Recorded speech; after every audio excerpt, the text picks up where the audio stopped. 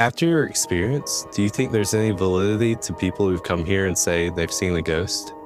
I never argue with anybody who tells me they saw a ghost, because too many people who are knowledgeable and believable have told me stories. What about your story? About 10 years ago, it was on a day like this, and I was in here one rainy afternoon by myself, and a lady came to the door. I'd say she was maybe early 30s, and she was clutching a book to her chest. I don't know whether it was a Bible or a notebook. I couldn't tell for sure.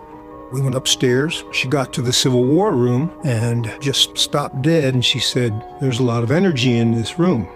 She walked around, touched a few things. She said, "Could I be in here by myself for just a few minutes?" And I said, "No, ma'am. It's a guided tour. For liability reasons, I'll have to stay here, but I'll stay in the doorway, and you can look around if you want to." So she stayed in there maybe 10 minutes. And while we were in there, I thought I heard the door down here open and shut. I thought, oh, we're getting ready to close. I got another visitor, so I said, "I'll be right with you." I went downstairs. There was no one here. By the time I got out to the vestibule again, the lady was coming down the stairs from the Civil War room, and she thanked me very much for staying open late for her. And as I was leaving her out the door, she turned and looked at me and said, "Is that your little girl up there?" And it didn't register with me what she was asking me.